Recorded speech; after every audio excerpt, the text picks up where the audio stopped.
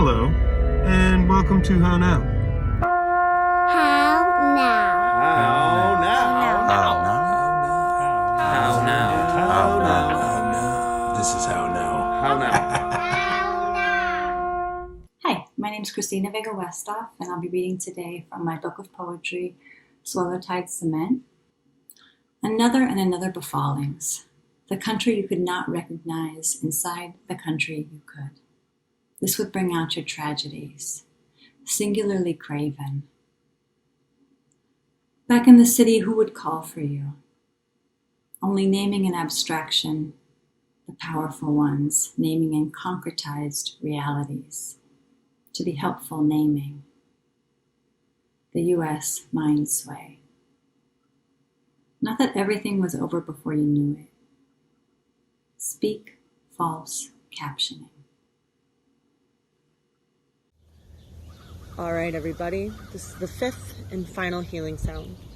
This is the spleen, the element of earth. The spleen is on the left side of your body. It is right next to or in front of your pancreas. The hand position for this is you begin on your knees. Your arms are going to come wide with your inhale. Come here to your ribs. And on the exhale, the sound is woo. Hands on your knees. Inhale.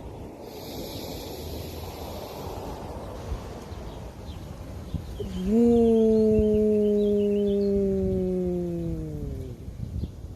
When you're finished, hands on your knees. And the meditation for the spleen is that we meditate on our boundaries. How much are we giving out? How much are we keeping in? And are they healthy? There's also the emotion of worry. Can we separate what we need from what we don't? The earth is a holder, and it separates and unites. Good luck with the healing sound, and we'll talk soon. Bye. 1, 2, 1, 2, 3.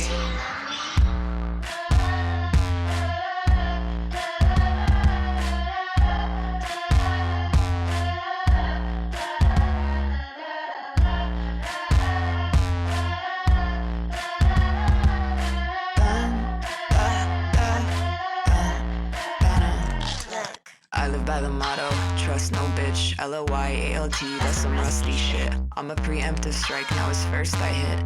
Don't trust me either, I'm a hypocrite. All these shady ladies, baby, all these dudes who spit. Call me crazy while the glow up is all counterfeit. I got that honey money, buddy, but I won't spend it. On that cloud just not is down. I'm not about that shit. You're a loud ass slam when you wear my face. Clarice, oh damn, how's my liver taste? I watch you shiver my Timberland on your face. Your Chianti, auntie from outer space. I don't wanna be nice in a public place when I gotta think twice about you saying my name. Cause I sleep on nothing, an insomniac. I turn my head around like an owl, see behind my back.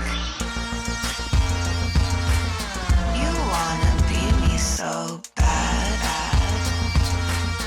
You wanna be me so badly. I know I'll make you so mad. I know you eat me so gladly. You wanna be me so bad. You wanna be me so badly. I know I make you so mad. I know you eat me so gladly. Tell me that you're not waiting at my door all day, all day, all day. Tell me that you're not watching anymore. Always, always, always.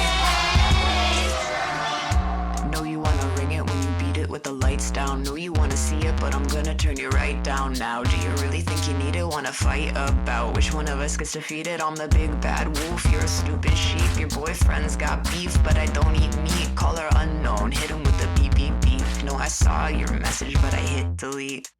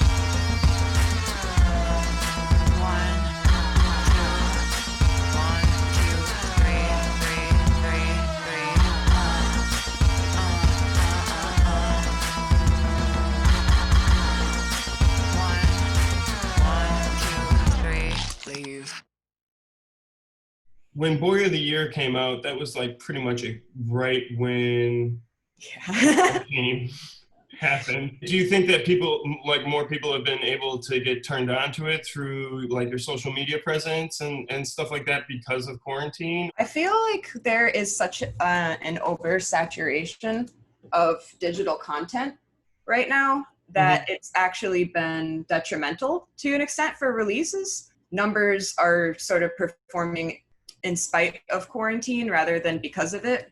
I think it's harder for people to connect digitally because there is no other connection. You're in this space where being around other people takes energy. Being around people incidentally in your everyday life or at planned events is something that doesn't take as much energy as artificially dividing your day into creative time, collaboration time, communication time. I think a lot of people are feeling a combination of an obligation to be as creative as they can, but also there being no divide between your creative time and your regular life. It can be really, you can get really burnt out.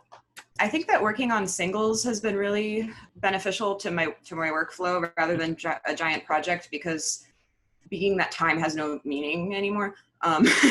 You can, or I can throw myself completely into something until it no longer serves me and then be done with it, which is helping this feel less like one big monolith of time. You just released this huge concept album. The analogous narrative between the exploration of gender and the fall of Lucifer, where did that come from? I've always been super interested in celestial beings, celestial bodies, cryptids, creatures, all that sort of thing. And I think that's a very natural inclination for someone who feels as though they can't relate to a lot of what is humanity, at least outside of queer circles, outside of things like that. But what really pushed me over the edge to the full concept album is that my father, he's an optical engineer, and he recently wrote a book about how he believes Jesus is an alien. And it covers a lot of ground, from quantum mechanics to the literal Bible to black holes and multidimensional theory. And through working with him, editing that and seeing where he was going with that, I felt really inspired to connect the idea of gender to the idea of just an ecclesiastical greatness that can't be understood or touched. It also externalized it enough for me to project onto it and understand it better without it being so personal. Give us a little bit of a background of what People United for Sustainable Housing does. So the work that we are leading right now has to do with the mutual aid work for the community that we're serving on the west side of Buffalo. However, overall, PUSH is responsible for affordable housing campaigns, climate justice, and really just trying to be at the forefront of anything that has to do with justice for marginalized communities. There's a myriad of problems in Buffalo, New York. PUSH has always been at like the forefront of all of those movements, always. So how has PUSH been able to mobilize people in a safe and smart way with the consideration of COVID? One of the things that we were able to do was reach out and partner with other organizations that had like refurbished laptops, just responding to that immediate need for low-income students who didn't have access to the internet, didn't have access to a computer. And we put the call out to all of our allies and partners, our staff, people who have been, working and doing the work on the front lines anyways, and they just came right out immediately. It was messy, but we got it together. Everybody just kind of dug in and did what they do best. It was really a beautiful, some beautiful chaos. We have people who are in extreme distress due to, the landlords wanting to, basically kick them out, and especially during the pandemic, facing, shutoffs, utility shutoffs. And so we were able to fundraise, and we collected about $250,000, and we have spent about $205,000 providing direct rent relief to, we called it a rent holiday for the months of April and May, to over 100 residential and small commercial tenants. You know, we were able to negotiate between landlords and tenants, not only just, oh, we're going to pay on behalf of, but we're actually trying to work with them to reduce the rent overall. Hopefully we'll be able to still steward those relationships to make sure that the tenants have support.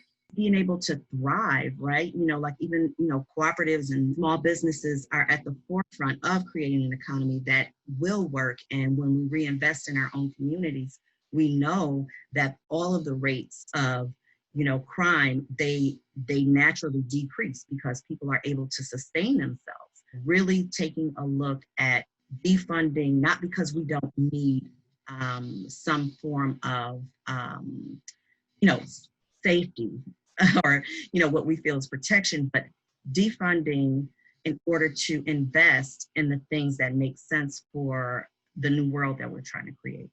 I think when we're in the constant grind of things, we can't always take a step back collectively, I'm talking about collectively, and see the big picture of what's happening to us. And I think it's really telling, like in this moment of pandemic, that this stuff happened and now we are figuring it out. We are people, we can come together, we can figure out how to implement whatever we need for ourselves, and we can work together to accomplish that goal.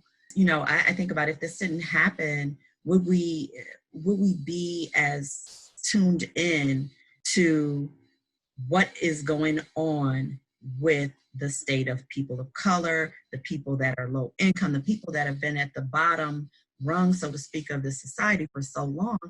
And if you think about it, like, yeah, we might not have been prepared for this moment if we hadn't already had to like step back and reevaluate our normal routine. We don't want to go back to normal because it really wasn't normal, right?